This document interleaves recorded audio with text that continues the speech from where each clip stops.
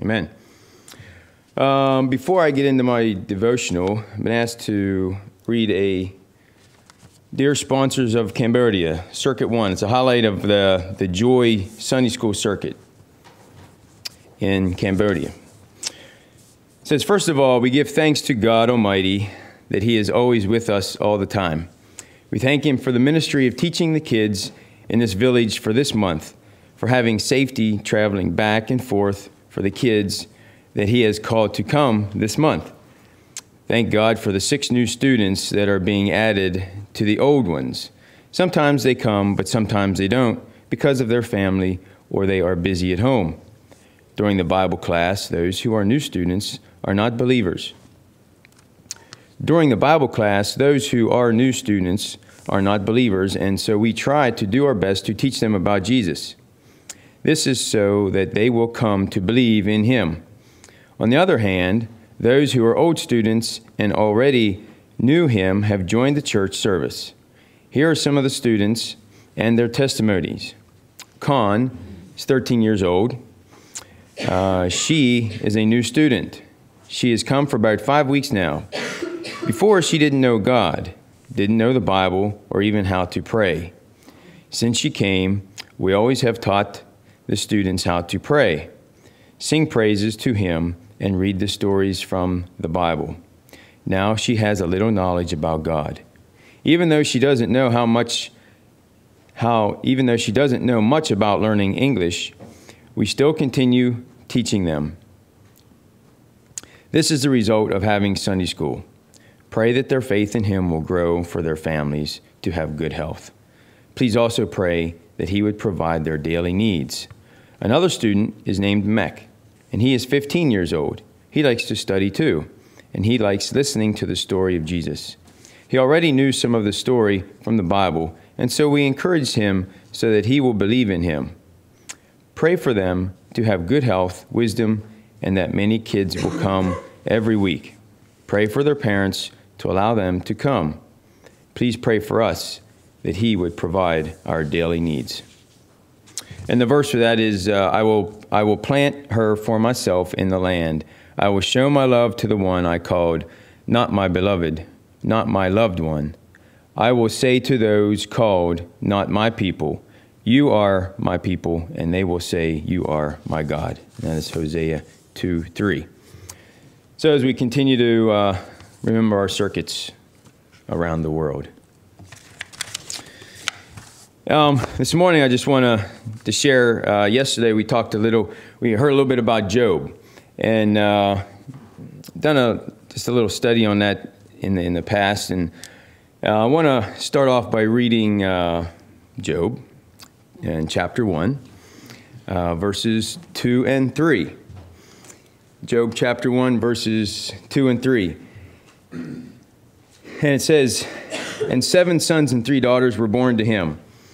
Also, his possessions were 7,000 sheep, 3,000 camels, 500 yoke of oxen, 500 female donkeys, and a very large household, so that this man was the greatest of all the people of the East.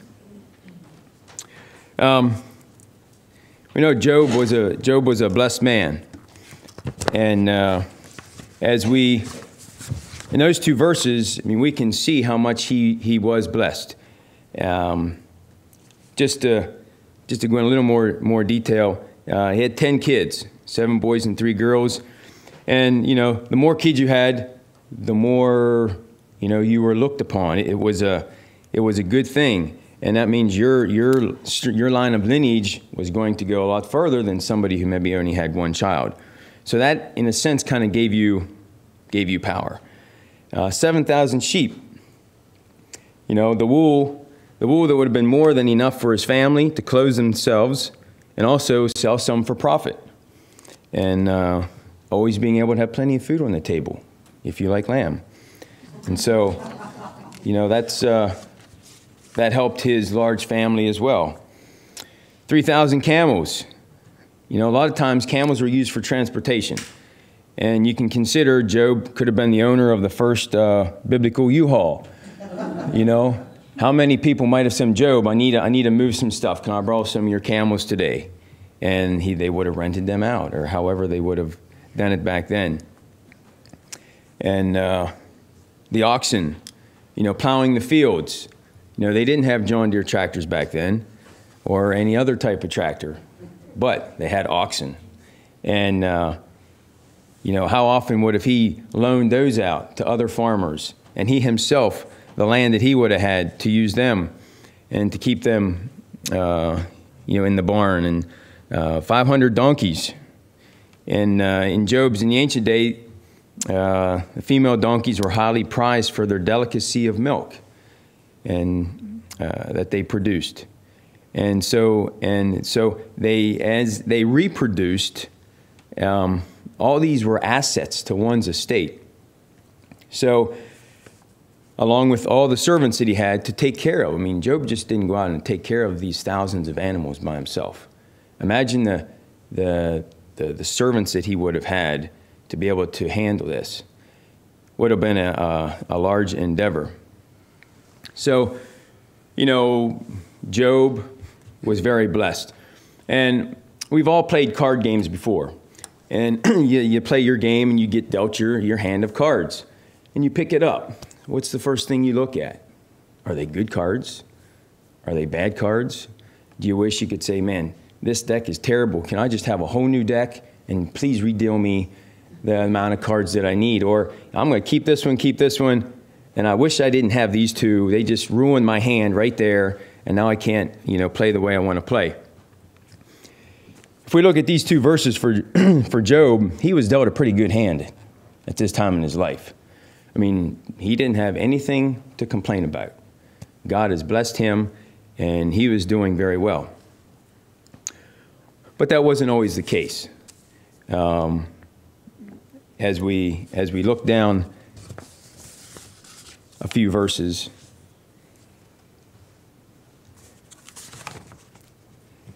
(13 to 19),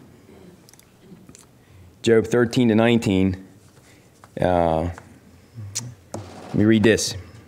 And one day, when Job's sons and daughters were feasting and drinking wine at the oldest brother's house, a messenger came to Job and said, "The oxen were plowing and the donkeys were grazing nearby, and the Sabaeans attacked and made off with them, but they put the servants to the sword, and I am the only one who has escaped to tell you." While he was still speaking, another messenger came and said, "The fire of God fell from the sky and burned up the sheep and the servants, and I am the only one who has escaped to tell you." While he was still speaking, another messenger came and said, "The Chaldeans formed 3 raiding parties and swept down on your camels and made off with them. They put the servants to the sword, and I am the only one who has escaped to tell you." While he was still speaking, another messenger came and said, "Your sons and daughters were feasting and drinking wine at the oldest brother's house, when suddenly a mighty wind swept in from the desert and struck the 4 corners of the house. It collapsed on them, and they are dead. I am the only one who has escaped to tell you." Now here's Job. He has everything he's ever wanted, and all of a sudden, he has everything he didn't want. He just, everything was gone, other than his wife. And a couple servants that were able to come back and tell him what had just happened. So you look at that, compare that, he was just dealt a very bad hand. And, how we sit here, how can you imagine if you're Job and all of a sudden, I mean, you think his property must have been just vast, because if he didn't realize what was going on, where over the hills or wherever, and all these servants were coming in to tell him these things, and one after another and after another, you think, okay, one, man, that's bad, and then another one, and then another one, and then the worst one of all, where his family is now gone. What does he do? What does he think about? What would you do in that situation? If we relate this kind of to our lives personally, each one of us, God has dealt a hand to us in our life. And maybe you look at your hand and you like your hand. If you were If I were to give you 10 cards and you put 5 good things you like about your life and then 5 things that you don't like. Now, these are things whether you control, whether you were born into it, whatever it is, it's yours. It's yours to deal with. You know, what would they be? What would be the 5 good things? To be like family, accepting Christ, how God has blessed you. And what about the things that you wish weren't there? You know, maybe something physically. Maybe there's something about you and you look in the mirror. Oh, I hate this. You know, I wish if I had one thing I could change, I would change it. Or maybe it's family issues. Or, you know, where you are in your Christian walk. Only you know that. You know the things that you don't like. Maybe you've had deaths in your family that just really, really hurts you, and you haven't got over that yet. You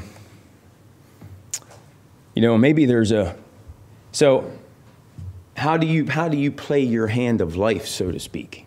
How do you look at these cards, these things that you've been dealt with, and how do you accept them? Do you resent them?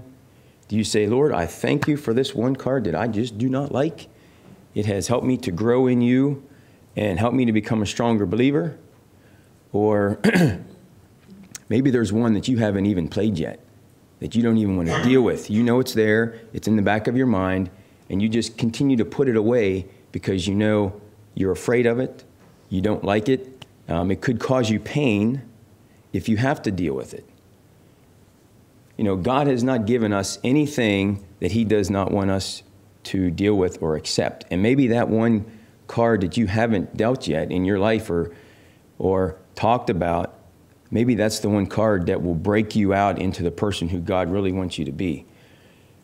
And the only way you know that is if you play the card. If you lay it down and see what people around you do with it. You know, maybe there's something that you're hiding, or maybe there's a talent that you have that you're afraid that people is going to make fun of, and so you don't even want to do anything with it. And oh, they're going to make fun of me. God has given me, given us a special something, and you want to keep it to yourself. You know, what is that? And you know, when Job, when Job got this word, what did he do? You know, Job 1:20-22. It says, and Job arose and tore his robe, shaved his head, and he fell on the ground, and he worshipped. And he said, naked I came from my mother's womb, and naked I shall return there. The Lord gave, and the Lord has taken away. Blessed be the name of the Lord. In all this, Job did not sin, nor charge God with a wrong. So he just accepted it. He didn't complain. God is still in control of his life. And he knew that God has blessed him with these things. And so they were God's. Everything he had was the Lord's. So the Lord giveth, and the Lord taketh away. And that can be hard for us to accept, maybe when the Lord takes something away. Because maybe that's what your life is built on, the things that you have, maybe the position that you have, or as far as your family, maybe your family is very well-to-do, and you are up here in the category, and there's others who are down here. And all those who are down there, they don't talk to one another because of it may not be good to relate to those who maybe don't have as much. But everything we have is the Lord's, whether it's much or whether it's little. And how do we look at that? You can go into boot camp. You can have your team, and you see all these other teams. And you think, man, I wish I had that team right there because mine is not doing very good. Well, these are your cards you've been dealt. They are the kids that you have to work with. They are the ones that God gave you on your team. And you're not going to get rid of them. And they are there for you to put in to what God has given you to put in. And how many of us have learned from our team members in the past? How many of our team members have helped us grow? You know? And I mean, I have a couple in the past that they push you to the limit. And sometimes over the limit. And then you got to go back and you got to apologize. But, and you grow from it. You learn, okay, Lord, I need more patience. Or I need more, whatever it is in that situation. But God is going to give us what he has. It's already planned out. You know, it's not like, you know, you could pick and choose. You know, you look at some sports teams and you think you get all the greatest athletes on one team, you know, like the dream team, you know, in the Olympics, you know, and they went and they won. But, you know, whenever it comes to, you know, just like the Miracle on Ice, the hockey team that beat the Russians, they were not all the best players. They were the ones that worked the best together. And, you know, you don't have to have the best, because sometimes the best brings egos. The best brings things that don't work together. You need ones that form together to make a solid wall. You need the block. You need the mortar. You need that to make a wall. If all you have is blocks and no mortar, that's not going to be a strong block wall. You know, it's going to fall over. If all you have is mortar and no block, that's probably going to be a worse wall than if you just had blocks. But it takes everything to make it strong and bring it together. And you need the guy who puts the mortar on, you know. In our lives, that would be God. He is the one who is building us in our life. And, you know, we could say Job had every reason to be angry with God and curse him and just go all out. But what good would have that done Job? You know, earlier, I mean, further on in the story, you know, his wife started turning against him, and, you know, he had friends that would come over and, you know, try to have him just, you know, do away with God. But he was faithful, and God knew he would be faithful, because God knew what he could give Job, and he would handle it. You know, where are you? Can God give you something like that in your life, and you would still be true to God? You know, we want to hope that we would. And as we get these things in our life, I mean, every day it's something different. Maybe it's you come in here today, maybe somewhere today you're going to get dealt a bad card. And how are you going to accept that? All right, Lord, I don't know why, but it's here and I have to deal with it. Please help me to deal with it. Or do you up in rage and just kick and shout against the Lord, and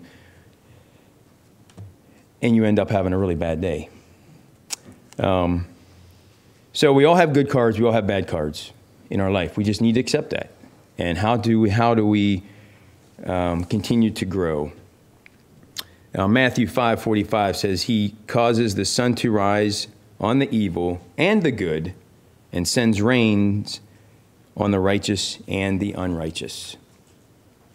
So just because we're believers don't mean everything is going to be honky-dory. You know, there are sinners out there that they're living the good life, but they're missing the key piece.